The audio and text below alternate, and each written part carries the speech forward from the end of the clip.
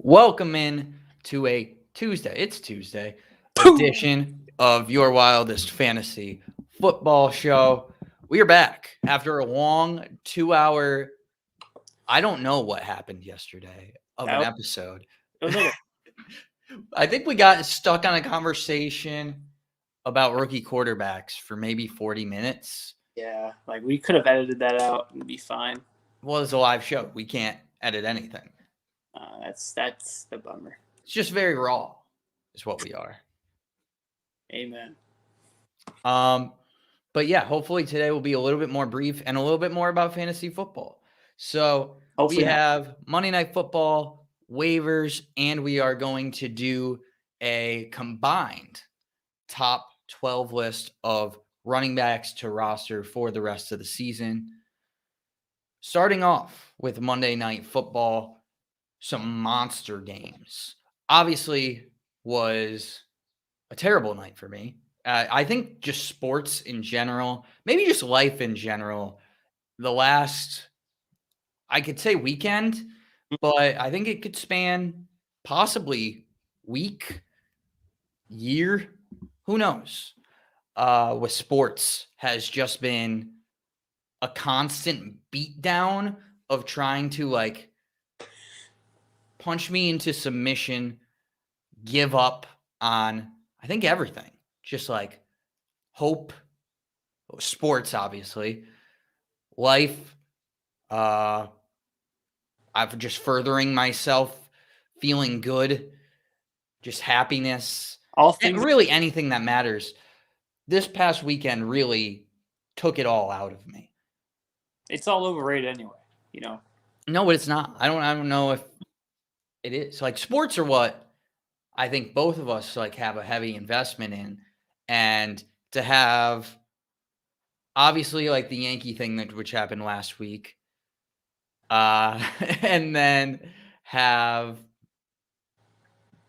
the Texas game on Saturday, and then the Colts game, just really like kicking me. I just don't know. I don't know if I'll ever recover. It's been a tough week to just suffer through. You might not recover. No, and I'm like scared that I'm never going to get back to feeling any joy in my life. We need to hook you up to an IV. Honestly, like I don't know what kind of an IV it is, but You would love it. maybe just an IV that like a Red Sox fan would use, or just like a Red Sox fan IV. Just hook me up to a Red Sox fan, I know a couple. which would probably hurt my blood, but may help me at the same time. Right. I think that on top of your grieving, there's just one more thing we need to talk about, and that's just the fact that John Gruden just left us so unexpectedly. Oh boy, do we have to talk about yeah, John Gruden not only left us, left his team, left people who like genuinely may have a relationship with him. We do not know him personally, just to make that clear. But yeah, John Gruden is out as the Raiders coach. Right. I don't know if it says anything about the Raiders like the rest of the season for fantasy. New coach, new coaching system, maybe. That's like But the it shouldn't be that new of a system with all the same coaches there, right? right, but I guess I don't know who the new head coach is yet. It's going to be their special teams coach, so our coordinator. So they're keeping their OC and their DC, so nothing should really change. Maybe I know like sometimes when new coaches get in there, gives a little boost the first week and then it's typically like flames out. Right. Teams suck after that. But that could be a boost this week. I'm not sure who They're play playing, this week. so Denver's a little bit. Yeah, it'll be a tough one. It's going to be a tough game to just come out, start swinging for. Denver is moderately good against a run, I'd say. I think they're like top 5, so good luck. Yeah, I mean they did get gashed last week, but I don't really. Yeah, I mean I'm not too high on the Raiders the rest of the way. Not that I was too high on them before. Hot take: Raiders undefeated. Now on. Interesting. Yeah. I will keep that in mind. To not talk about John Gruden anymore, because I'm afraid I'm going to say something wrong. We'll talk about Monday Night Football. Also, actually, no, we have to talk about something very important first. What the fuck happened to your face? It got cut. All that hair, all my glory, stripped away. So what went into the decision of like shaving your face? Because I feel like at a certain point, even with this, which is, I mean, better mustache than I would say most could grow. Yeah. I'm just glad, personally, I'm glad that I can grow facial hair so that I don't have to look like that. But and if I couldn't grow real facial hair, then like I would have to. But obviously, I can grow a mustache, like I said, good as anybody. Right. So like going clean shaven just changes your perspective on things as far as I feel like you just look like a completely different person. You do look like you are ready for your first day of high school. And I just wanted to know, like, what was the thought process on really making yourself kind of prepubescent? I don't. God damn it. No idea. Started to shave the mustache, and then I just progressively got down, and then I was like trim with the sides, and then some So hair. you didn't even mean to. Didn't like intend. You just got away from the sink, looked up at yourself and said, "Oh, it's all gone." Like you didn't even. You were just going to shave your mustache, trim it up, and then all of a sudden everything was gone. It was rough. I got a little scared halfway through. I said, might as well just finish off the rest of it, you know. So I wasn't planning on it, but if it happens, it happens. Life is life. There is a good comment. I know you have been on a skid in our main fantasy league. So was this a way to try to like start with a fresh new look, fresh new team? Maybe if I can get a couple of trades to go through, then it will be a new team. I think what you need is a couple trades not to go through. No, Let's just keep it. I need more trades to go through. I just need to further dig the team into a hole, just so the fresh shavenness will dig us out. I mean, I suppose good luck, but I don't think that or shaving your face is a good decision. Life is tough. What can I say? It's pretty rude, seeing as I have to look at you every day to shave your face, knowing that I have to now just look at like a younger Cody. I feel like I'm doing a show. Like it's fair for me to just say, like, I feel like I can't trust you anymore because I feel like I'm doing the show with a high schooler. And I don't know how much you really know about football. Apparently nothing. High school Cody knew nothing. High school Cody drafted Tom. High school Cody would go draft teams. I remember in our art class, Yep. he would go on in the computer lab in the back, draft fantasy teams, and really just like shit on the other people in the league in the comments and like random leagues every day. I did. That was your thing. And the first year I joined our main league, I drafted Tom Brady, followed by Aaron Rodgers in the second, and then the third. So, you know, I mean, you were just banking on like if anybody got hurt. I was, but you know. Or just stashing. You said stash, and if you want one of these top two quarterbacks, get at me. Yeah. Hold them for ransom. I think I made the playoffs that year too, so you know. It worked. Team building at its finest. Mm-hmm. Okay, Monday Night Football, monster games. Lamar had 41. Mark Andrews had 41. Hollywood had 33. Jonathan Taylor had 31. First off, congrats to anybody who like needed those monster games. And then second, I want to get your thoughts on which of these monster games was the most encouraging going forward. That if you have one of these guys on your team, you're like, awesome. I feel really good about this guy. And then one that you kind of take with a grain of salt. Maybe not like, oh, this doesn't mean anything, because it's hard to take a 30-point game. And we talked about that with Miles Gaskin yesterday. It's hard to be like, oh, this guy's like not worth anything. He had a 30-point game. But like a guy you may trade high on or try to maximize his value while he's coming off of a monster game. I think Jonathan Taylor is the guy that I took that I'm most high on, I guess, after this game. He had that huge 76-yard swing pass touchdown. Just thing of beauty. Absolutely magnificent. Sorry, someone's trying to break into the house with a chainsaw, it sounds like. So. Yeah, it kind of sounds like you're inside of a fax machine. Yeah, I don't.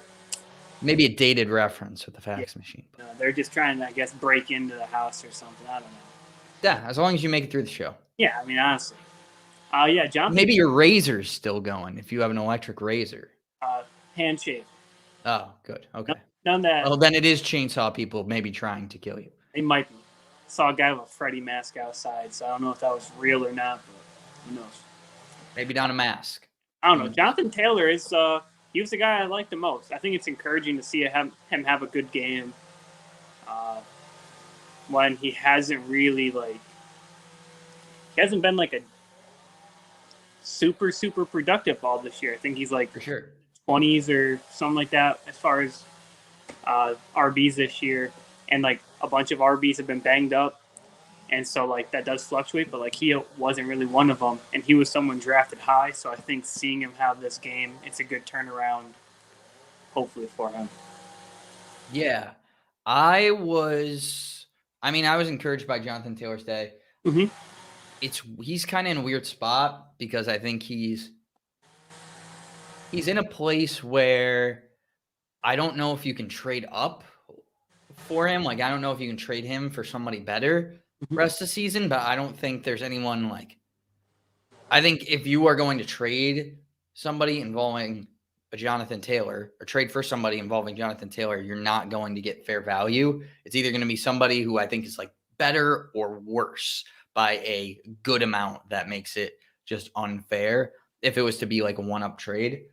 But yeah, I mean, definitely encouraged with his day. I was a little like, okay, a lot of this receiving work came off of a 75-yard touchdown, but I don't feel bad about Jonathan Taylor going forward. I'd say he's like a low RB1 to high RB2 at this point. My big, most encouraging player was Mark Andrews. Just an absolute monster day. 11 for 147 and 2 touchdowns on 13 targets. He's had 10 plus in full point weeks 2 through 6 now. A lot of doubt. I think a lot of people thought it's Mark Andrews. He's a top 4 tight end. And I didn't even have him in my top 4 coming into the year. I had Hawkinson and Pitts ahead of him. So maybe a bad call by me at this point for sure. I'm willing to admit that I'm wrong on Pitts 100%. I don't know if I'm ready to say that about TJ Hawkinson yet, but Mark Andrews to have this kind of volume and have this kind of explosive game is awesome, and something that I would definitely, it's hard to say after this game, you would rather have TJ Hawkinson than Mark Andrews, or really it puts him kind of back in that top 3 concretely, especially with Kittle out. Right. Mark Andrews did have a good game.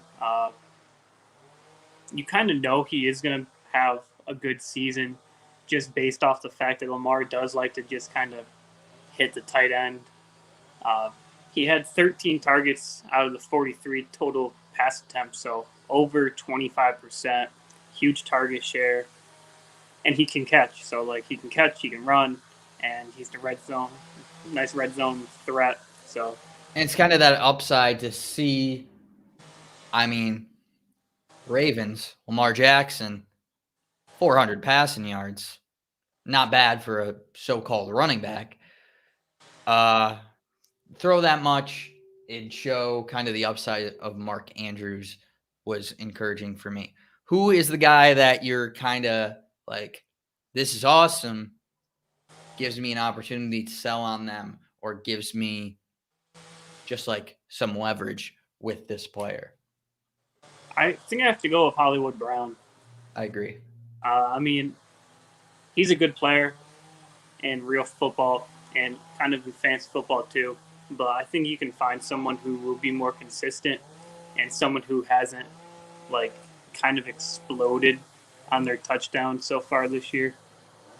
Yeah, it's kind of like that Cooper Cup conversation. It's kind of like, I mean, we've had it with a couple of guys this year as far as how much higher can their value go. And I think Marquise Hollywood Brown is kind of a lower tier of that, which makes it easier to sell him because we're not thinking like Cooper Cup as far as like how explosive that offense is. I mean, it looked great in the second half of yesterday's game, but when nobody's thinking of him in the same echelon of a Cooper Cup as far as fantasy opportunity, Right.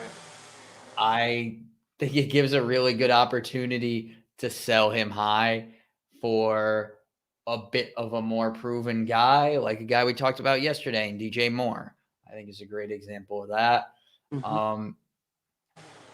Even I would say like even a Mike Evans, even Jamar Chase, if you could do that, DeAndre Hopkins.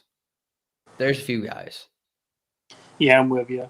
He has 5 touchdowns in through 6 games this year. Touchdown regression is going to hit Hollywood Brown unless, there's a collective agreement that Hollywood Brown is now just the best wide receiver in fantasy football or in real football. So I think Is there? I don't think there is. If there is, Okay. that's just terrifying. But Just wanted to make sure. Only other guy I want to mention here is Michael Pittman, 6 for 89 and touchdown. I think I just dropped a thumbtack and I don't know where it went. So I am terrified. Found it. 6 for 89 and a touchdown. Wide receiver 24 in full point PPR, 26 in half point. I thought about this for a while this morning. I just don't know what I think about him. I was wondering if you had any thoughts. I mean, he's the number one guy as far as like a Colts pass catcher goes. But yeah, no, I'm with you. Like, it's hard to put like a placement on him just because, like, I don't know. It's hard to rank him for me. And with TY coming back, Right. I mean, he sits ahead of some guys like. So in his rankings right now, I think the question is like, would you rather start Robert Woods or Michael Pittman? I think I go Robert Woods. I would too. I'm gonna give you a couple guys. He's ahead of Diggs. Obviously, you're starting Diggs. Right. AB or Michael Pittman. Oh man, that's a tough one. I think it depends what your lineup needs. If you need more like safety, that was a wholesome moment on this show. We do not have many of those. If you need upside, go AB. If you need a floor, go Pittman. Right. I would say. I mean, Antonio is playing with Tom this year, as like we've all can see. Tom's going for numbers, so like AB does have like that big upside. Besides Gronk, he's the guy who's played with Tom the most, so there's a little bit more connection. I'm Michael Pittman just because Pittman is the guy. Yeah, he's like. We also have the concern of TY coming back. Right, TY coming back might affect things. I want to see like a couple weeks of TY being back with Pittman before you can like really see what the backfield is going to look like, or what the wideout situation is going to look like. Right now, I'm going to go Pittman. Gotcha. All right, let's get into waivers. Not a ton of guys, but a couple of the guys that you can pick up could be very valuable for the next few weeks. Do we want to start off? You did by position. We typically do this. Mm-hmm. Toady does by position. I will do by priority, and we will go through our picks for the week. So I don't know if you want to go. I'll start at quarterback. I'll just work the way down. All right. So I got 2 quarterbacks who are available in over 50% of leagues, Taylor Heineke and Mac Jones. I'm not high on rookie quarterbacks so far this year. Not many have proven that they can be viable fantasy options. I think that is a very well-known fact that you do not Mac trust Jones, many of the rookie quarterbacks. do not trust most of them. You're right. But Mac Jones is playing against the Cowboys this week, and the Cowboys have led up the second most pass yards per game.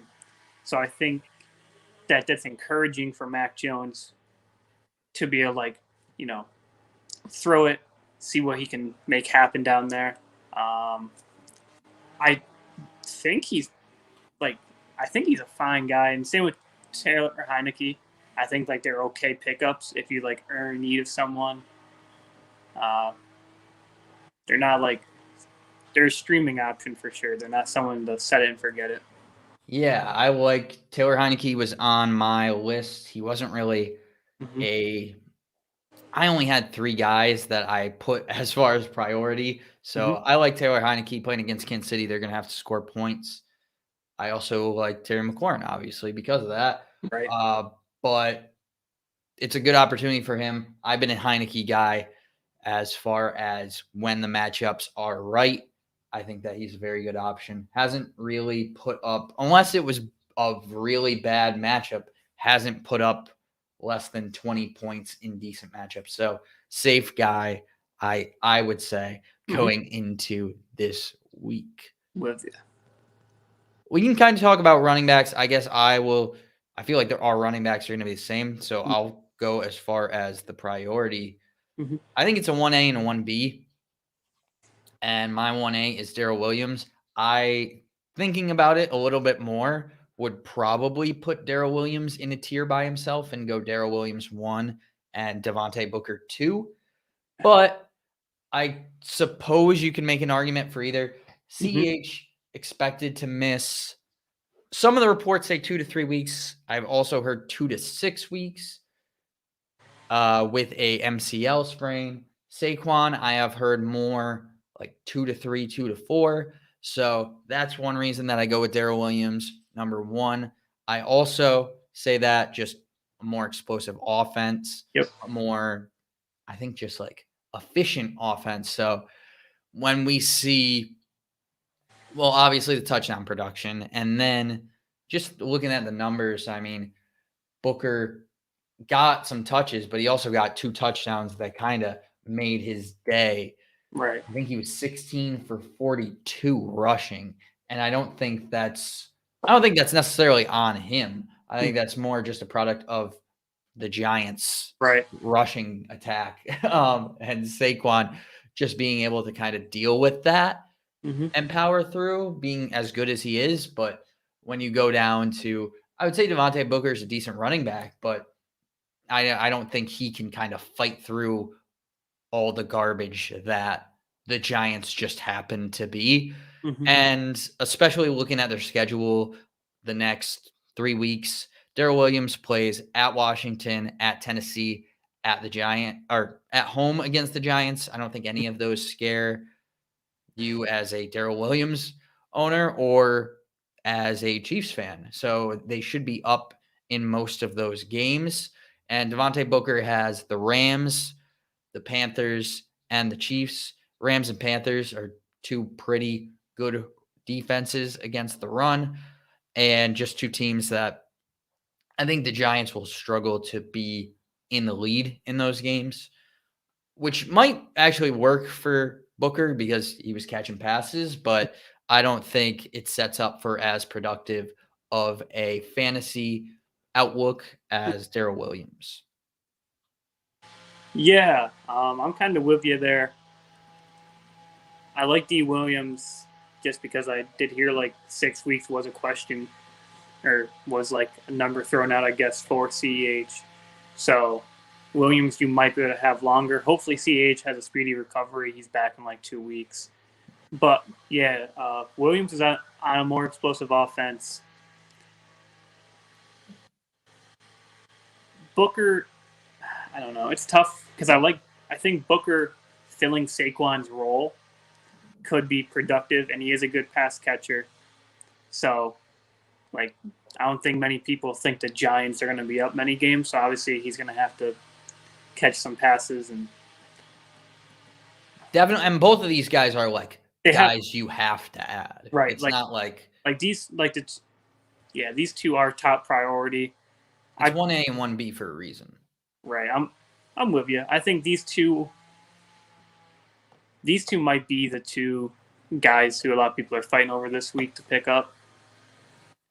But also just because running back's so thin, Yeah, just like in general.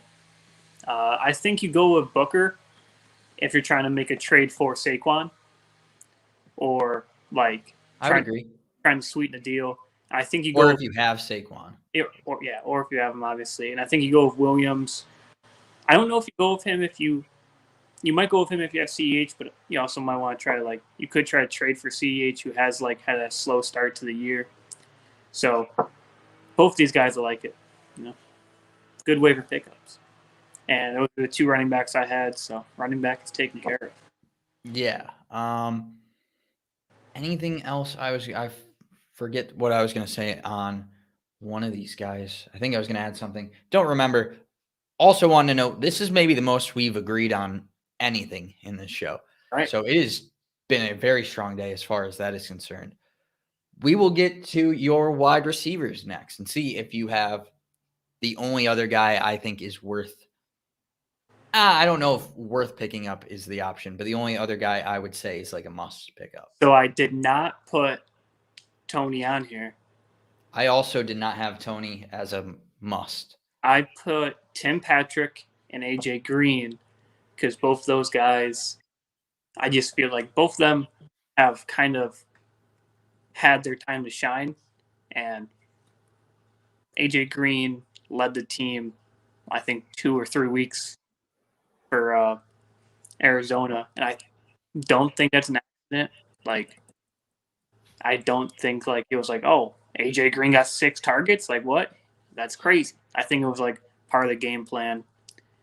And Tim Patrick, I mean, Broncos aren't the best team in football, so they're gonna have to pass. And Jerry Jeudy coming back soon, but I kind of like Tim Patrick as a interesting pickup. Yeah, I had Tim Patrick as one of my honorable mentions. Only thing about the Cardinals, does the amount of weapons there bother you? I mean, yeah, I don't know if you go, you can't look at, Nuke, Kirk, Moore, and Green and be oh, all 4 of them, they're going to be 1, 2, 3, 4 as far as wide receivers this week. No. But I think AJ Green just has that veteran experience. He knows how to get open. He's a good route runner. He can make good catches.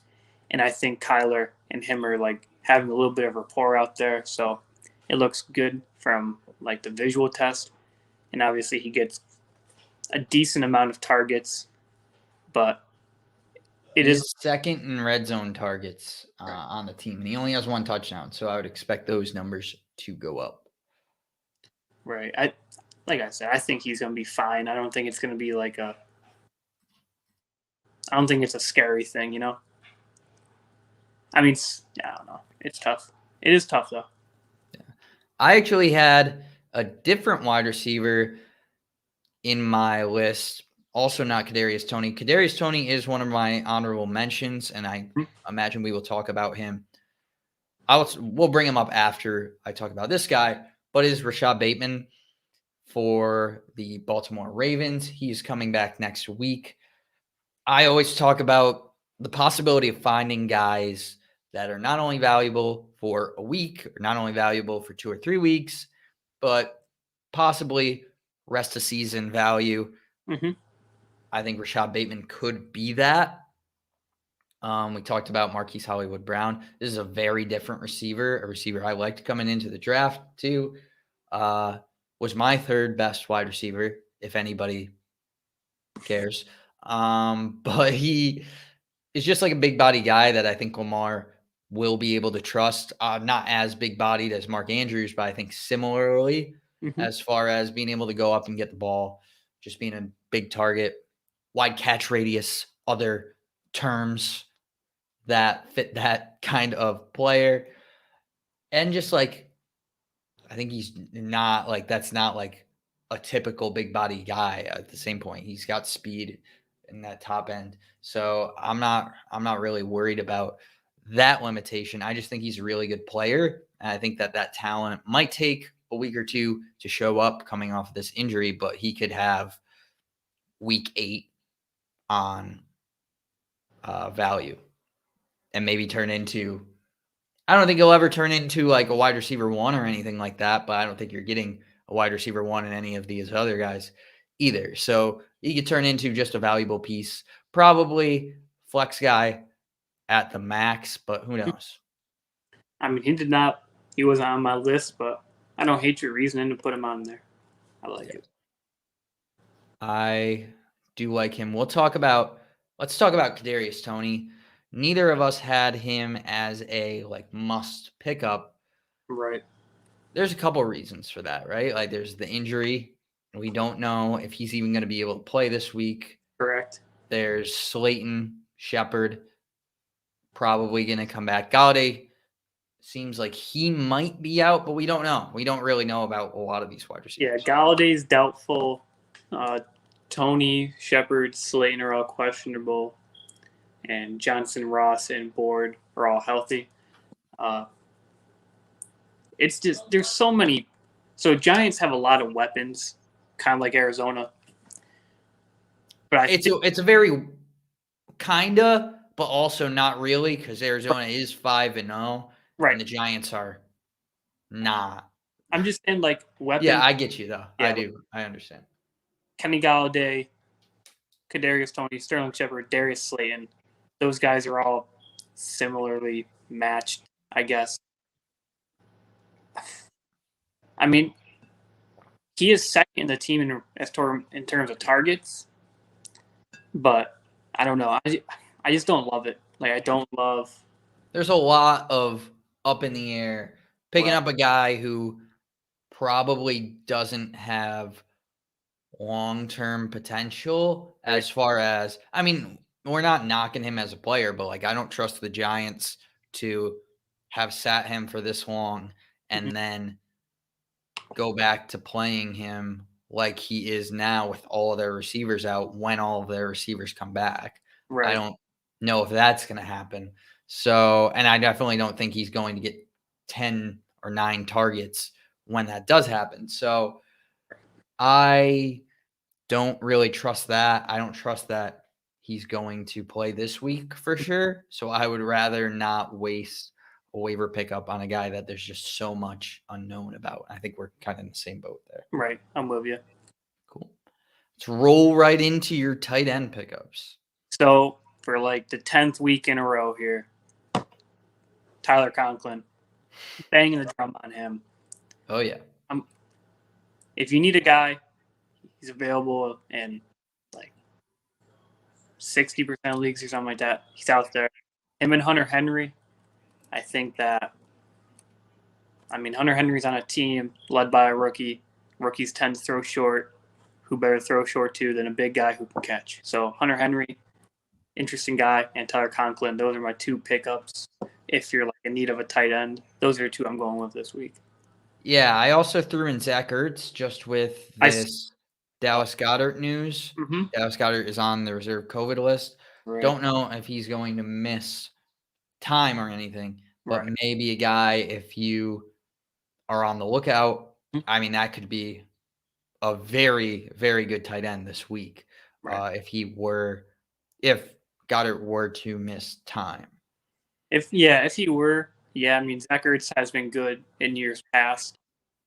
So I don't. He was good a few weeks ago too. He had a good week, so I think he definitely still has the talent to have a good fantasy week.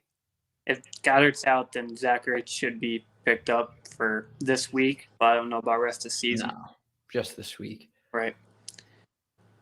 Do you have defense? I heard there was defenses, I have and a I may have heard there was a kicker, which we have to have an upfront talk about. So the defense I picked just this week, if you need a defense, I said Cowboys. They're going up against Patriots, and again, Mac Jones. Uh, I think Mac Jones will be able to throw it a lot this game, which is good and bad for Mac Jones. 5-5 this year, 5 touchdowns, 5 picks. So Cowboys defense could get a pick and could get some pressure on it. So They have a ton of picks. I mean, Trayvon Diggs on his own. Trayvon Diggs has like 6 picks or something like that. So Crazy. I could see the streak continuing this game. And for kicker, I picked Nick Folks on the Patriots. Nick Folks. Yeah. I just plural. It's a plural. Okay. Yeah, because he's just that guy. He's several. Several guys. He's several folks. Right. I think that Dallas' defense might be able to keep them out the end zone when they get in close, and I think he might get a couple chip shot field goals in lieu of that, and I think that's an interesting guy for people who stream kickers. Interesting guy this week to look at. Yeah, there's a ton of defenses out there. Mm-hmm. Cowboys, I think, are a big one. Colts are rostered in 47% of leagues. They're playing the Texans. We have Green Bay playing the Bears. The Bears. I think both Jacksonville and Miami are decent plays. I don't know if Tua is going to play, so Tua might play. In that case, I don't know if that changes anything. Not really. I mean, so we have a couple of defensive options out there for people. I want to talk about just a couple more guys on waivers, just some honorable mention pieces that may be valuable that weren't Darrell Williams, Devontae Booker, Rashad Bateman. Talked about Tim Patrick, Taylor Heineke, Kadarius Toney. I think Chris Evans, again, just in case people haven't heard me the first, second, or third time that I mentioned this, not Chris Evans, Captain America, Chris Evans for the Bengals. Oh, Bears. Samaje Perine, great name. Mm-hmm. He had a great week. He did. But he's on the reserve COVID list as well. He had a positive test. We don't know if that's going to impact his availability for this week. Joe Mixon, I think he should be fine. Joe Mixon looks like he's going to play. But, we also saw this, right? We saw a running back that was hurt, played, and then missed time the next week with the same injury with Dalvin unexpectedly. So if that were to happen, it seems like Chris Evans, again, not Captain America, there's a running back on the Bengals that's named Chris Evans. That is who we are talking about. Could be in line for a ton of work. So he is kind of like a deeper option that I would just keep an eye on. You probably don't even need a waiver pickup for that. Alex Collins, I think Chris Carson's expected to go, but could be some value in him. Sony Michel is rostered in 49.3% of leagues. Sony Michel should be rostered in a ton. Darrell Henderson has had some injury issues. I think just a couple so far, and I have no idea what happened on that Thursday night game, how Sony Michel got so much work, but it happened. Tyson Williams, I think, is still worth keeping an eye on. I just think he's the best guy there, and I think the talent will eventually win out. I understand if you have to drop him for somebody, but if you can afford to keep him at the end of your bench, I would recommend it. Kenneth Gainwell, I talk about every single week. T.Y. seems like he's going to come back. I would still recommend keeping Trey Lance around. Understand if you can't, but if you're in a position where you can hold on to him, I would do so. And then Zach Ertz, who we mentioned earlier. Is there any more that you had? No, you nailed it, baby. All right, awesome. I also have kicker quickly. Greg Joseph, not for waivers, because don't pick up a kicker on waivers. Just please. Do it with your number 1 overall pick. It really throws the league off. Just don't do save me. I've been through enough this past week. Save me the pain of having to hear that you picked up a kicker on waivers, and just don't do it. Just don't do it for me, please. There should be no reason that you pick up a kicker on waivers, I think. There's a little unknown fact. If you're in an ESPN fantasy league and you actually used a number 1 pick on a kicker, it's an instant 110 point buff to your team. So it's not. That is not true. Don't let confidence get here. And just don't do it. There's like even this is why I say so, because say you are a 12, like you're last in your waiver order, and you use your pick on a kicker, or should I say you don't use a pick on? You don't use your pick on a kicker. And somebody picks up Darrell Williams with their first pick, and they drop, I don't know, say they drop a Tim Patrick, say they drop a Sony Michel, or Chris Evans, not the one from Captain America, which probably wouldn't happen because Chris Evans is owned 2.5% of leagues. But Rashad Bateman, a Tim Patrick, Kenneth Gainwell, Tyson Williams, Sony Michel, somebody like that. If you don't pick up that kicker, that moves you up in your waiver order to a point where you may be first in line to get one of those guys. And then you can pick up a kicker without wasting your waiver order spot. Just like a smart, I think, strategy decision not to waste those waiver picks when you may not need to. Think harder, not smarter. Remember that. I think it's the other way. No, maybe. But let's talk about, we are moving at a great rate, which is probably going to change as soon as I say that. But we are going to talk about our rest of the season running backs. We have a little game here. We are going to do, one person is going to take the odd picks, one person is going to take the even picks, and we are going to work together. A lot of this show, we go up against each other head to head. A lot of just none of that. None of that. It's just fist to fist. What? I'm trying to think of the word. No, none of that. We don't. I mean, not that it's bad if you do that, but we are in two different rooms. I think it's impossible. I don't think I've seen you in person since we started the show. So you have not. So we may do that when we see each other, but none of that today on YouTube. Anyway, this is a kids show, so we are going to make a combined list of our rest of season running backs, how we think it will rank for the rest of the year. This is not who we would roster for the rest of the year, because as we talked about, there's some guys that I guess I can talk about it later when it happens, but there are some guys, I have a feeling that there is somebody who is going to go top 3 that doesn't have as good of a handcuff as a person who will go after that.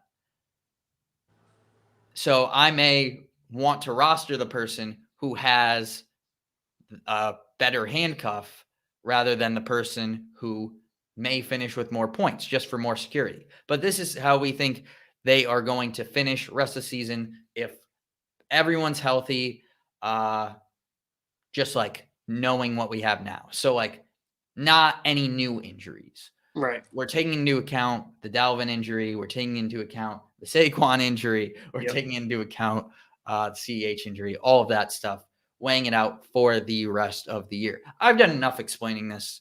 Right. I will give. I want to defer. I want the last pick in the draft. So you want evens? Okay. I want evens, baby. Full disclosure, I've only prepped half of my list. So this second half, I could be very wrong. I could be very wrong, even in my own opinion. I'm just going to try to shoot from the hip, as the old saying goes. My own horn. I prepped 1 through 15. So I'm here for you people. Okay. Yeah, I appreciate that. All the extra shit here. I'm going to take the number 1 pick, and number 1 spot in our rankings. And I'm feeling Cody's going to be disappointed with this, but we can talk about it. And I'm going to take CMC. I think he is going. The expectation is that he's going to play this week, and the guy's just like on a different level. Like the guy never scores less than 20 points. It's insane. I think obviously there's an argument for who's going to go second to be in this top spot. Right. But Christian McCaffrey, like you just never have to worry about it. You have to worry about the injuries, I suppose. But I mean, he has 27 and 24 in the first 2 games that he played. And if you look back to last year, like it's always 20 points. And we are talking PPR here, so offers a little bit more pass catching than any running back. But I think that's why I put him at number 1 for the rest of the year. He was not my number 1, but I mean, I understand why he's there. I think the guy I have at who will be number 2 on the list, but number 1 for me, I think he offers more of a rushing floor, and he's starting to pass catch this year too, so he's turning into a dual threat, and that is Derek the Meat Train.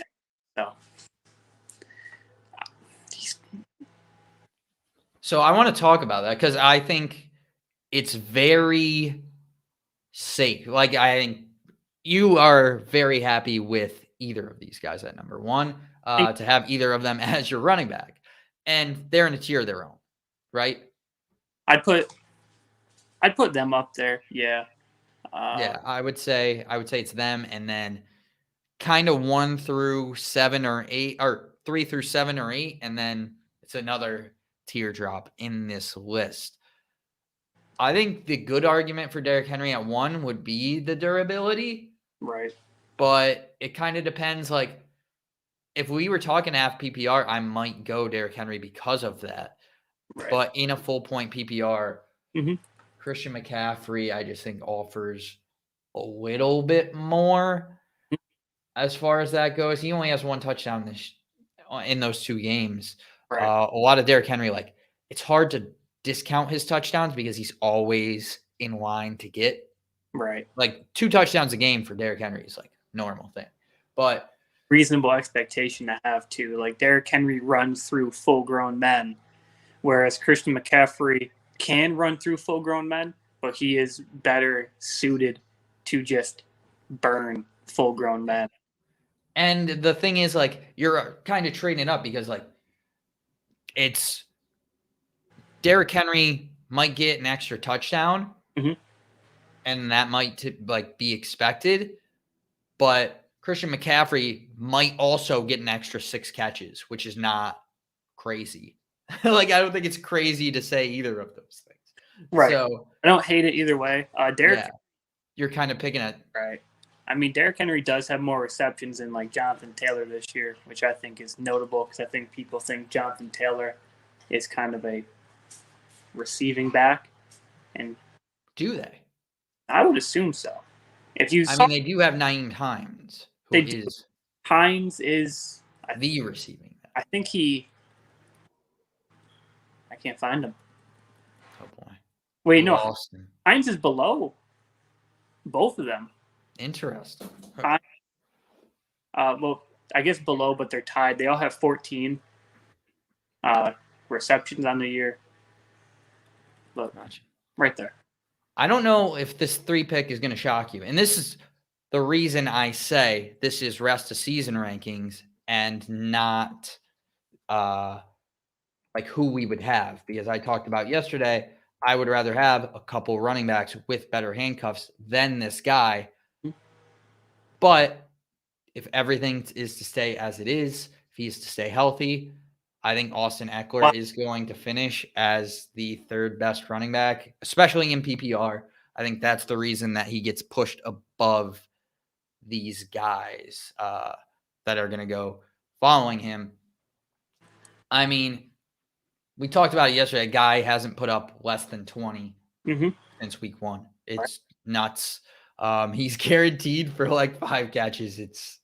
He just has like a super floor. He's on a super explosive offense.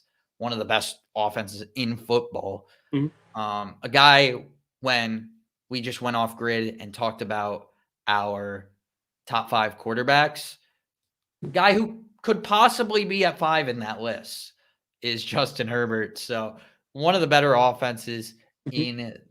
in the league, and I think is going to score because of that and is a receiving threat. So he I'm, sits at number 3 for me. I'm with you. I put Austin Eckler as my third guy too. So third for my list and third on our list. So I was right on. Perfect prediction on my part. Yeah. So we're only one off so far. Right. And not really, because Not we really. had everybody in the top 3. Right. Our top 3 just looks a little bit different, but same. This might be where it gets This weird. Here, you're not going to like it, but it's Cordell Patterson. That's absurd. That's just unreal. We're doing PPR. That's how we're doing the format here. Only 2 other backs out reception. Jesus, Dutch. Somebody also does not like Right. that Cordell No. Patterson pick. It's also, your dog does have a tendency, we have noticed in the past, to bark when we bring up the Falcons. So He does. just a smart dog. There it is again. Yeah. Does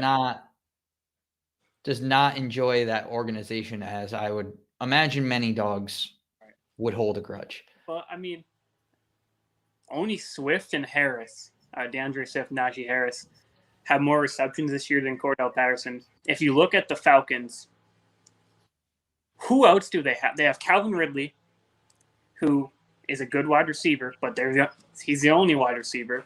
And they have Kyle Pitts, who is underperforming this year. And I don't know. He did just have a monster game. He did just have a monster But game. yeah, he has been. I would agree. Underperforming. And Mike Davis isn't like a terrible back. They're both receiving backs, because Mike Davis is above a lot of other big name running backs as far as receptions go. But I think Cordell Patterson could finish his way as a top back this year. I mean, he does have a lot of receiving touchdowns, so that is a little scary average. Like, I think he has a lot of touchdowns Yes. just in general. well, he has 1 rushing touchdown and 4 passing touchdowns, so that's why I said receiving touchdowns. Okay, so a couple questions here. Answer 1. I think Cordell Patterson was going to be in the discussion when I got into the 10 to 12 range that I didn't finish, but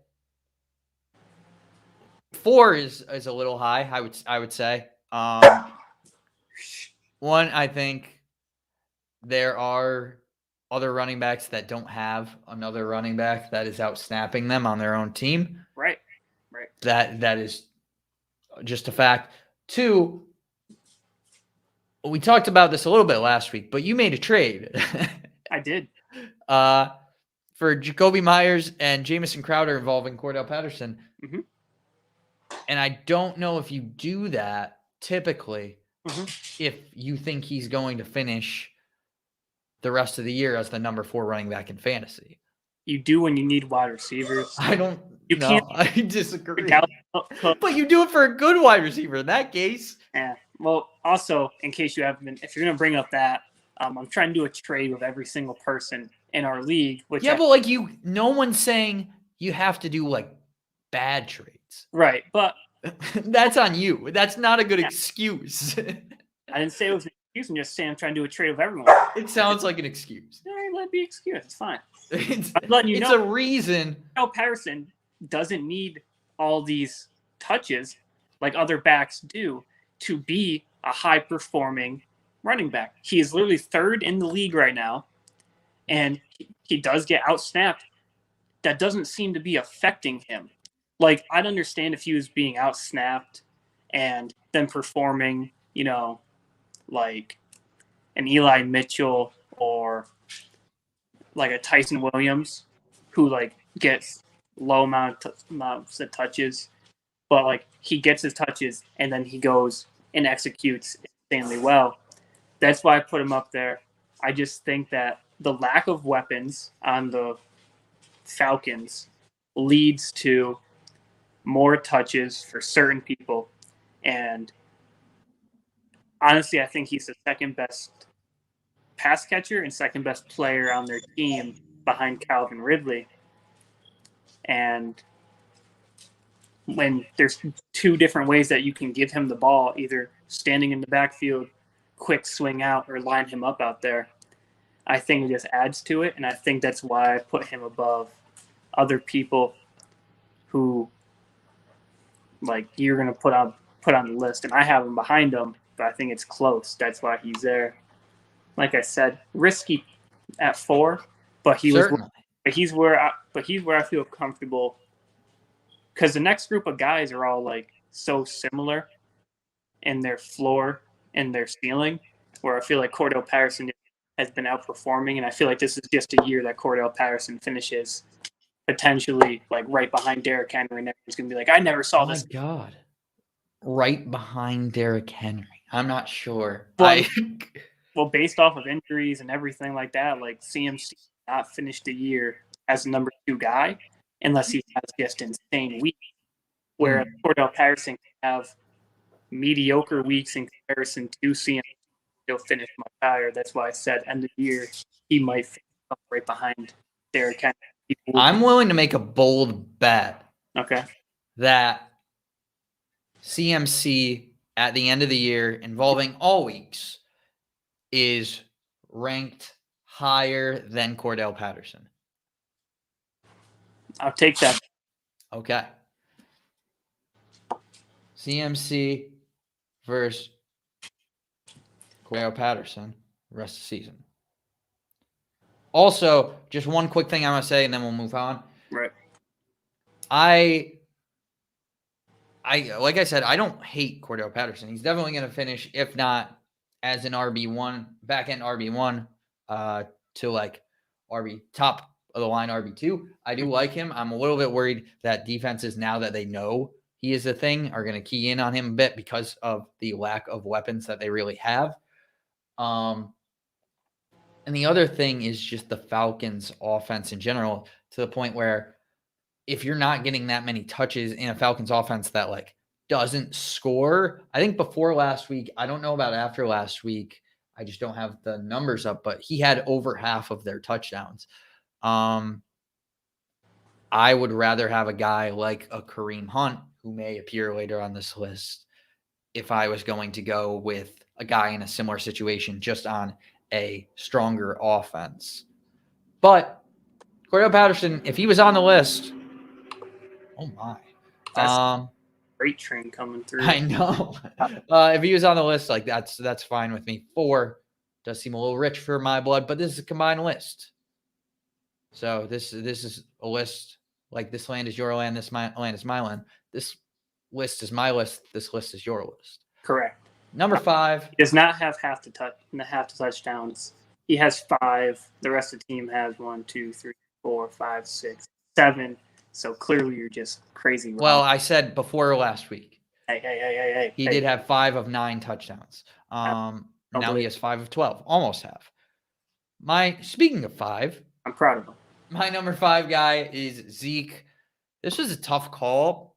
I had Zeke right after Patterson too. I'm with you. Between him and the guy that I have next, that I have a feeling you are not going to have next, because I think you just hate what I love. But it was a tough call between him and, I mean, I can just mention the name Najee to me, just because of Najee's pass catching. And I think Juju being out will really even boost that up more. Juju being an underneath guy, Najee being an underneath guy, obviously. I think that will help Najee from a pass catching standpoint. It's just the touchdowns. Like, Zeke is in a situation, they're putting up like 40 on everybody, where he could score 20 touchdowns this year, and I'm not sure that Najee Harris could do that. Zeke, so I think that touchdowns on the year so far. But I don't see, like, the thing for Zeke is he has a good amount of touchdowns, but I don't know if that regresses because that offense is just so good. I think Derrick Henry, a guy who I trust game in, out to score me a touchdown, because I don't think there's a human being alive to stop Derrick Henry. But I think there are human beings who can stop Zeke. And so that's why I'm just a little bit more. I think there's human beings that can stop Zeke, but I don't think there's human beings or a team that can stop this Dallas offense. And all it takes is somebody to make a big play and then to be down at the 1. Right. I mean, that's kind of what I'm betting on. Yeah. I mean, Zeke was tough to put this high just because Tony Pollard is literally like 5 people right below him in terms of rushing yards. So, like, Tony Pollard is a great athlete, a fantastic running back, and just a huge asset to have on your on your football team. And it's tough to put Pollard. I put Zeke at 6 behind the guy who will be R6. Just because Tony Pollard, I think, does play a part in hurting Zeke as far as yards. And does he though? Like, Zeke has to be top. He has to be top 5 in rushing yards. He's number 3. He's third with 452. Tony Pollard is 10. Is 8 with 325. He's 10 on my list. It's Derrick Henry, number 1, Nick Chubb, Zeke, Robinson, Mixon, Kamara, Eckler, Taylor, Pollard. Oh. You're leaving out a guy. You're leaving out the best quarterback alive. This is not all rushing. No, I'm not doing rushing yards as Lamar in here because we're doing running backs. Oh, there we go. We got an admission. You won't let me put him on the list. We got an admission. Lamar. Anyway, not on the running back list. Not a running back. Wow. Anyway, Tony Pollard's going to eat into Zeke, so that's why I had to keep him. He's eating into him now, and he's 3rd in the league in rushing. Right, but what is he overall? Like, what's his fantasy looking like? Like, it's not about how many yards you put up. It's about how many. Well, you said he's going to eat into Zeke's yardage. He is. Like, all right, if Tony Pollard's not here, Zeke has. Yeah, but like, he's running back 5 on the year. Right. I'm saying he's eating into Zeke a little bit. Like, numbers, when you're this high up, matter. Like you need every extra give me yard you can get to bump you over the guy who's number 4, because those are elite athletes. It's not like you're beating out, someone who has like 30 yards on the season, like Trenton Cannon or someone like that. Like, you're beating out Christian McCaffrey's, Dalvin Cook's. Like, you have, like, every yard counts. And I think having someone like Tony Pollard, who like is a good running back and a good football player, eats into him a little bit. That's why I had to keep. He's outside my top 5, but he was number 6. That's why I was saying, because then, like, when you're this close, you have to nitpick, and I want a guy who has to back himself. Am really scared. No, I'm not as scared because I think I know who 6 is going to be. Who 6 is? I just said it. Dalvin Cook is number 6 on my list. Dalvin has been banged up, but he has the backfield to himself when he's healthy. Like, Alexander Madison is not clean face tension Cody. Amen. Yeah, clean face Cody really has a temper. He does get a little more agitated. You sound like mustache me, honestly. Mustache Kondo is more temperamental than any me that could be. I don't know if that's true. We could have an argument over that, and I think you might flip out. Oh my God! No, I just don't think Madison eats into Zeke or eats into Dalvin like Pollard eats into. I agree. To Cook, or whatever, vice versa. Right already, but that's why I put Cook above. And Cook is a good pass catcher. He expected to play, I think, this week. He got points put on behind his name, but he had that last week though. He did. But I'm optimistic that, maybe not 3 weeks in a row he doesn't screw me and everyone else who has him. So hopefully. Yeah, I had Dalvin at 7 only because of the injury stuff. Like, if I wasn't worried, because I'm pretty worried that he's not going to play this week. So like, and just his injury history in general, like, I don't think he's ever played a full season. So there's a lot of injury concerns with Dalvin Cook, and if I didn't have that, he would be my number 3 easily. That was really my only thing on him. Right. So I don't blame you for having Zeke. The only thing I blame you for having Zeke behind him is just that I think he's going to miss a whole game in comparison to Zeke. But he might miss the whole game, but I think that Pollard's impact is going to be more than the 20 points that he will miss from having a game. I think that's out. That's why I put him above, just because, like, even if he misses this week, I still think that the fact that it's Justin Jefferson, Adam Thielen, some Conklin, those are the guys out, and then there's Dalvin. It's like, he is the single guy back there, and that's why I put him above Zeke. He is singles, ladies. Remember that. He might be. I don't know. I actually don't know that. I don't want to throw that out there. Have any potential harm on Dalvin Cook's relationship status. But if he is single, he's single, ladies. Nice. Or gents. I don't know what Dalvin Cook is up to. Yeah. I don't even know if he's going to play this week. So who knows? My 7, I think this is just a pretty obvious 7. I'm going Alvin Kamara. Oh, what? Oh, whoopsie daisies. Was that wild? Well, no, I just know how much you love Harris, and I forgot. Never mind. Alvin Kamara's not my 7. I was really confused because I was like, that was a good call. Harris was right there. Because I would have just completely forgot. Yeah. I would never mention Harris, so he is not. Let's just forget that the past minute happened. My 7 is Najee Harris. Nice. He's the love of my life. We've talked about this extensively. I could not love another human being more. My mom's wedding was Sunday. And like it was great to see like love in the air. But I kind of this is going to sound bad. I kind of just like couldn't help but think that this is nothing in comparison to my love for Najee Harris. Wow. Just like a wedding, like you may kiss the bride. Like I didn't feel I felt love, but not sure that anything can compare to the love that I feel for Najee Harris. Mm-hmm. He was my number 5, and I said just like the offense. It's not even Najee that I'm worried about. It's the offense just not having as many scoring opportunities as the Cowboys. But besides that, Najee is, to me, he is a top 5 running back. To us, he's a top 7 running back. And I don't think either of those things are bad.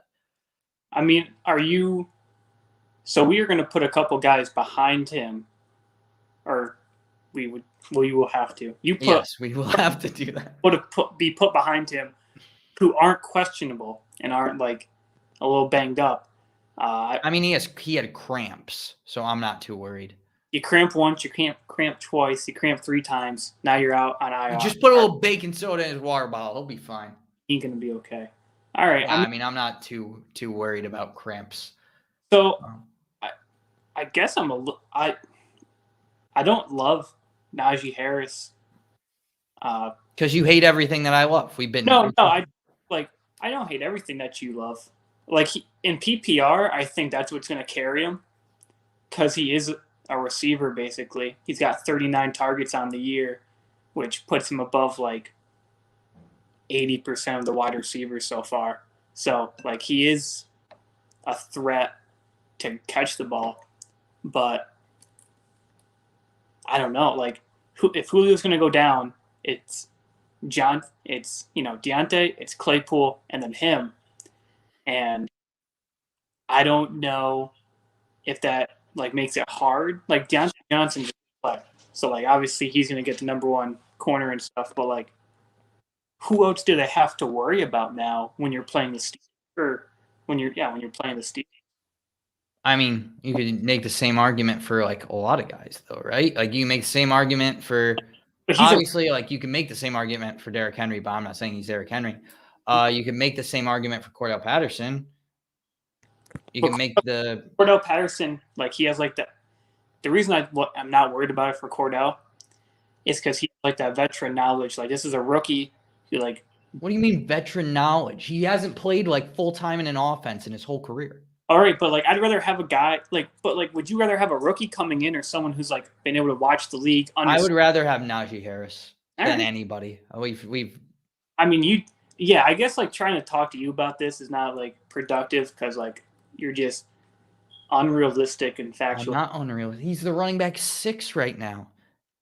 He's the running back 6 Okay.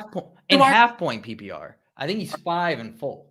All right, and Cordell Patterson's beating him in both, and yet you like scoffed. No, like you said, you have him behind guys that we have later. That's the main argument that we're making here. I don't know. Don't love him. Don't love him at that number.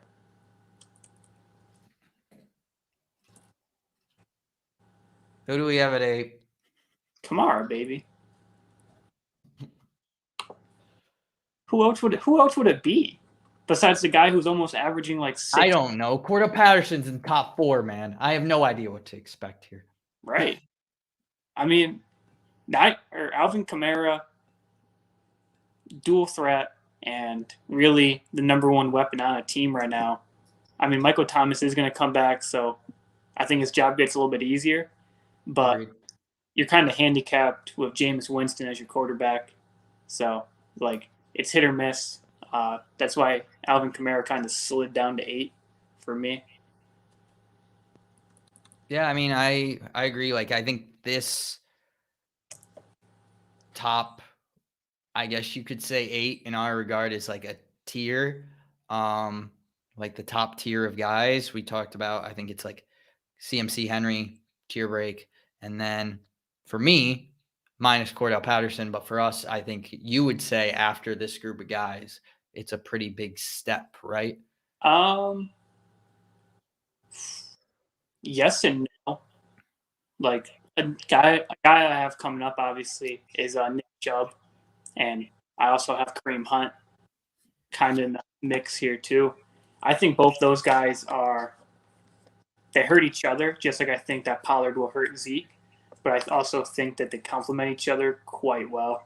Like Nick Chubb will run through human beings, and then Kareem Hunt would just dash around all of you once you're all banged up and tired. So, like, yes, I guess, but like Nick Chubb is the second most rush yards this year. So, like, he will just get his. Yeah, I mean, I think I also have Chubb in the mix here. And this is where I'm starting to go rogue. Right. So if I mess up, I may have a good reason. I may not have a good reason. At 9, it was really between two guys, one that you mentioned and one that you didn't mention. And I'm going to say the one that you didn't mention because I think you're going to flip out. And I'm going to go Aaron Jones. No, Jones is my number 9. I'm with you. Oh, really? I thought you didn't like Aaron Jones. I don't like Aaron Jones. This isn't like a list of my people who I love. This is a list of people who. Well, I didn't think you would have him in your top 10 at least. So I had to put Hunt and Chubb behind him just because of the reason I brought Zeke a little bit lower is just because they're eating into each other. Like, I like that you keep it consistent. I can respect that. Your hatred is consistent. It's not hatred. Like, Aaron Jones is just the full-blown just hatred. Right. It's very right. The only thing that worries me for Jones is the touchdown. He has 5 so far through 5 games, and that is crazy for a guy who I don't think has that sort of talent. Like, okay, can we look at? I want to pull up Aaron Jones' touchdown numbers for the last 2 years. Does he have 16 touchdowns every year? I think he does. Yes, I believe that he actually very well may. The last 2 years is the years that I want to focus on because those are the years that like he's been just significant in fantasy. 2 years ago he had 19. Last year he had 11 and he played 14 games. Okay. Like I Yeah. said, I just don't feel comfortable. Like I'd put money Derrick Henry scores. I'd put money that CMC scores. I'd put money that like Dalvin or Zeke would score. But betting on Aaron Jones to score, like it's not like a good feeling. It's like you do it and you're like, maybe I need to go take a mortgage out of my house again because it's Aaron Jones. Like, yeah, he can score. I mean, obviously anyone can walk into the end zone if you have jerseys on, but just like my trust that he can do it week in and week out, like it's not there like the upper guys. I think that I agree with that. But in comparison to these other guys, and in comparison to even like Nick Chubb, I think that was the pass catching and then just like not having touchdowns vultured from Kareem Hunt. And then you could say the same for Kareem Hunt and Nick, compared to Nick Chubb. Right. He's like one of there's less weapons there, I would say. He's got that pass catching upside, and I'm not really worried. A lot of people could say, oh, like AJ Dillon coming into the mix, but at this point, it's either AJ Dillon or Kareem Hunt. Who do you want to deal with? And I would much rather have to put up with AJ Dillon making the most of his touches, because he didn't actually have that many touches in comparison to Aaron Jones. I think Aaron Jones had like 40 something, and I think AJ Dillon had 20, but not as quite of a close split as Kareem Hunt and Nick Chubb. So that's what puts Aaron Jones at 9 for me. Okay. Who comes in at number 10? I think we know. I put Kareem Hunt at number 10. I put him right above Nick Chubb just because it's PPR, and I mean Kareem Hunt is the pass catching back for them. I mean Nick Chubb can catch passes too, but like Kareem Hunt can run it as well as he can like catch it. So that's why I have him at number 10. But yeah, him and Nick Chubb, they help each other, but at the same time they kind of they help each other in real football. They hurt each other for fantasy football. And I think the Browns, they are a rushing team. Like the Browns want to run the ball, and they have the personnel to run the ball well with Hunt and Chubb. So I put Chubb just, at 10, right at the Hunt at 10 or Chubb at 10? Hunt. Okay. Well, sorry, Hunt. Okay. And I think this conversation can just like go into the next one, because I put Chubb as the next. It's not like I'm actually like kind of happy you put Kareem Hunt there, because it made my decision a little bit easier. But like I think that Kareem Hunt could very well finish ahead of Nick Chubb, especially in PPR, even in half point. Like I think it just shows, one, that it's crazy we can get two running backs as RB1s Right. from the same team, and that some teams like the Jets don't have any running back that's viable. Even when I think that Michael Carter is a good running back, like in football, I just don't, like fantasy wise, it doesn't work. But the fact that we can have two RB1s from one team is wild, and also at the same time very realistic with this team. Mm-hmm. But yeah, I mean, I'm kind of happy that Kareem Hunt was put ahead of Chubb, because that's kind of the respect I think he deserves at this point, is to be in. I think both of these guys deserve to be in the same conversation with how they're utilized. They're both like super impactful. And some people could say like touches for Kareem Hunt, but Kareem Hunt's getting as many touches as most starting running backs.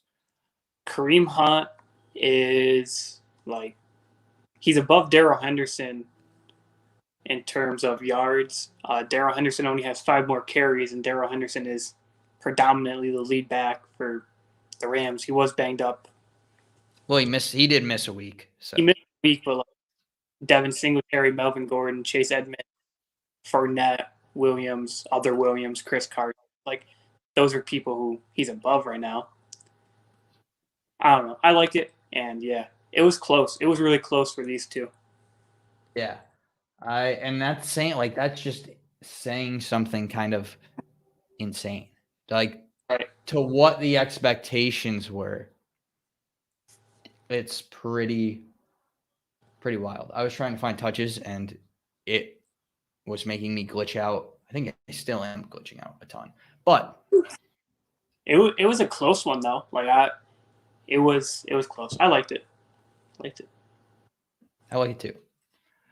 Let's finish this list off strong, Cody. I have a feeling that this one's going to be an interesting one. No, this one Really?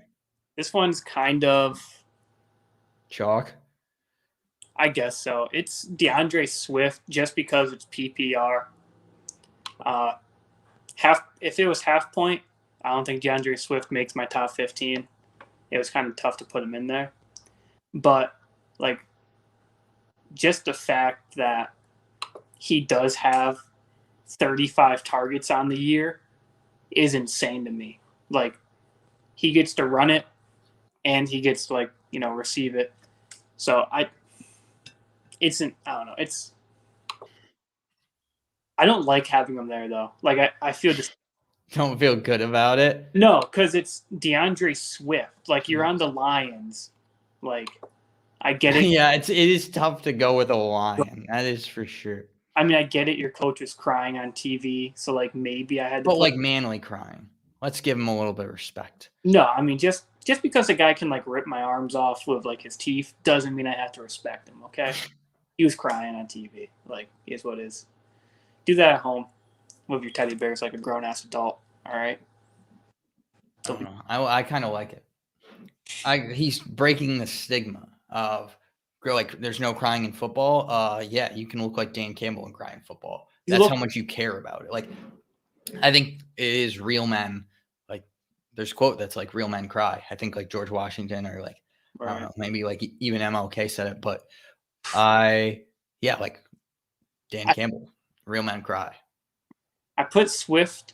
You'd hate my 13. 13, I put Tony Pollard. I think that is absurd. Yes, I do hate that. I know you hate it, but DeAndre Swift has one more rushing attempt and minus like 170 yards in comparison to Tony Pollard. And like I said, is that total or is that just on the ground? That's just on the ground. Okay. Through the air, he has 17 more receptions and like plus 150 yards, something like that. Yeah. So like they are near each other in terms of total yards, but in half point, Pollard made more of a like case to be up there, but full point, he just didn't quite beat out Swift. But I thought about Pollard long and hard just because like just to aggravate. Well, not you just for like real fantasy talk. Like he's not bad. If you put any back into the Cowboys backfield, they're gonna be able to run. They have a great O-line, but like the fact that Tony Pollard is a good athlete just carries more. And I don't know if he got more touches, I think it would have been a real tough conversation to have. Oh, for sure. Like if he had more touches, but like you could say the same thing for some other guys too. Like you'd say the same thing for anybody.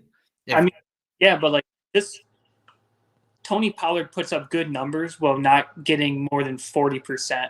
Like he's only had 1 week that's hit 40% of the snaps, and he puts up good numbers.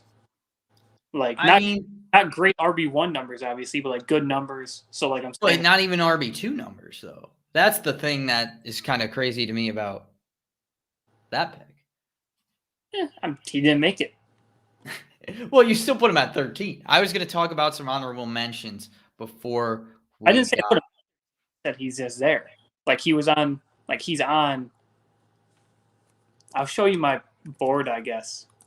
I don't know how to do it, but well, you can just tell me who else you had. So I had Robinson, Mixon, Saquon, Pollard, all like out. Oh, so you didn't have they were just like honorable mention guys. So I had Chubb and Swift at 11 and 12, and then I had Robinson, Mixon, Saquon, Pollard behind them. with just question marks next to their name is because I couldn't decide like where to place them. So, Gotcha. I mean, I think all of them have a shot to be inside. I just think all of them have a chance to finish the rest of the season as an RB1. If Zeke goes down, Pollard's a clear cut Yeah, for sure. RB, and I Same think with Madison, with right. Cook, and But I think Pollard just like Zeke doesn't have to go out for a game. Like Zeke has to go down for like 2 quarters, like finish out a game, and Pollard all of a sudden gets a nice 20-point game. I think it can happen. yeah, I mean, I don't mind those. Besides, I think Tony Pollard won. Obviously, if injury were to happen, I would agree. I don't think we're going to be in much agreement there. My honorable mention people, Jonathan Taylor, we didn't mention yet. I think that he could be kind of in that fringe.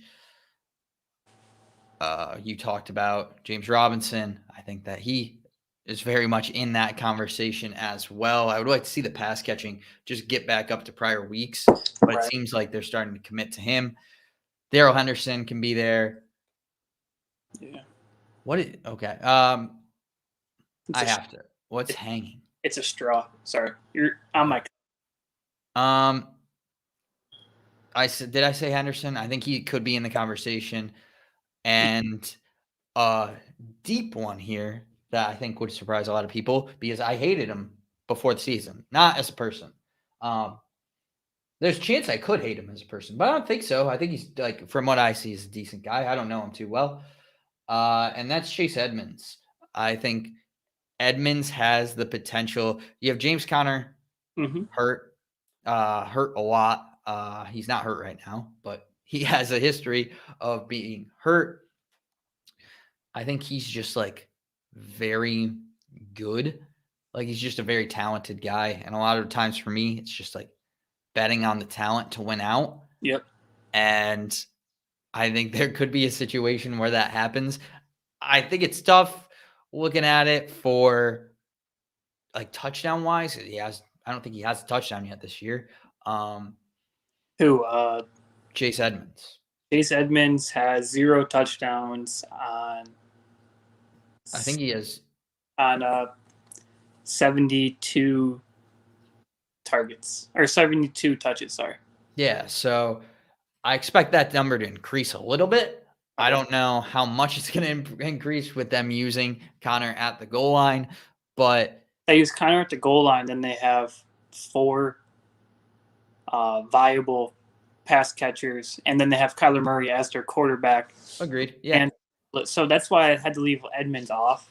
But I don't hate it. I think it's more of like a sleeper than a guy I honestly think is going to finish in that conversation, but I wouldn't be surprised if he was at like 15, I think. Right. I could see him inside the top 20 for sure, just because he's on a good offense and he is a viable option. Henderson's a weird one for me, but I don't hate on it. I can't see him inside the top 12 at the end of the year, but like if he is there, it's not going to be like a huge surprise to me, but it'll be like, oh, I was wrong. Way to go. I had to leave CEH off the list. Just the injury. The injury is going to hurt him too much, I think, and the fact that he wasn't either by design or like just behind the curtains. He was not involved in the pass game a whole lot. He only had 10 targets on the year through 4.5 games or whatever. Saquon is a guy that I do think could make it. He would probably be in my honorable mention list as well. He's just so talented. Saquon has talent to do it, but like 2-3 games is a lot though. Yeah, that's why I had to leave him off, just because he will need some monster games to start bumping these guys out. But he's not going to do it. Like he could do it. He's talented enough. He is, but I also think that the lack of weapons or lack of healthy weapons on that offense is going to hurt him a little bit more this year, especially since he's banged up. Now all of his weapons are banged up, and Danny Dimes is a little banged up too. So just like it was a little tough to put him inside the top 12 with just everyone on their team going to, Albany Med or whatever. So that's the last person I want to ask you about is Joe Mixon making an appearance there. I've been a Joe Mixon guy. You have. A lot of the time, and I did not have him in the conversation Right. for me. I was curious what put him in the conversation for you. Well, he was an honorable mention. I could see him around 12. Honestly, I could see him around 11 to 15 end of year. So he was a real late guy for me. The fact that he's has fifth most rushing yards this year, I believe, for people who can play running back. If he gets into the pass game a little bit more, then that'll be, more of a sight. And then that's how he'll get his numbers up because he's running it pretty well so far. 93 attempts, 286 yards. That's not terrible. And obviously they're giving him the ball. So, but he only has 10 targets on the year. Same with CEH. It was just kind of tough to.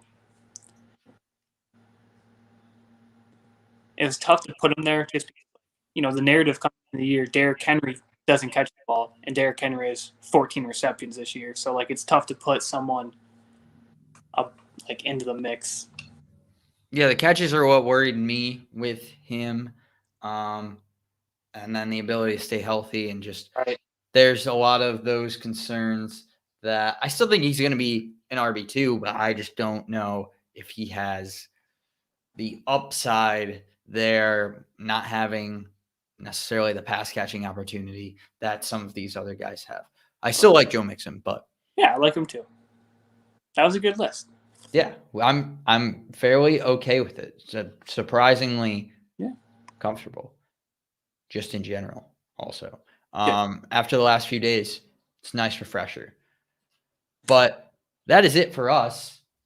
I think it's a good show. It was. We have a couple comments. Oh, good. I love comments. Fresh shave. They're all Kinney. Oh, good. Fresh shave, toady your beard, toady rest of the season.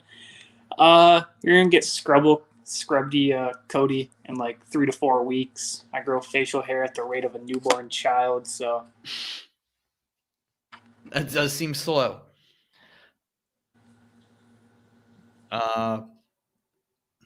Good one there. Do I trade Kareem Hunt for CEH and Julio? Sure, I would. Send it. And then this one. I think if you watch the show, you would know this, but not singles. There was a smooch in mid-show. There was in what did look a lot like love, but again, not necessarily as much love as I have for Najee Harris. Anyway, thank you for watching, Kenny, and anyone else who did or does after the fact. I can take that. We missed you today. Missed your questions. So yeah, on YouTube. I'm sure there was a good reason. Yeah. On YouTube, on Twitch, or listen to us in podcast form. We appreciate it. All the support. Mm-hmm. And we'll be back on Thursday. I will be a year older, boys and girls. Oh, yeah. It's a big birthday tomorrow. The big 2-3. So how are we celebrating? Well, I don't want to kiss and tell, but I might be sleeping, and I might be going on a drive, and I might go get some chicken pot pie. Okay, well, it sounds like a big day. Good thing we have it all. We will be back to hear all of the juicy gossip from that day, and talk about I think it's a decent Thursday night football. No, it's not. It's the Bucks and somebody. Bucks Eagles? I mean, Bucks are going to win, but it's got fancy relevance to it. Yeah. So we got some stuff to talk about on Thursday, and we'll also talk about the Sunday game. So we will see you in a couple days and a couple years older. Yeah.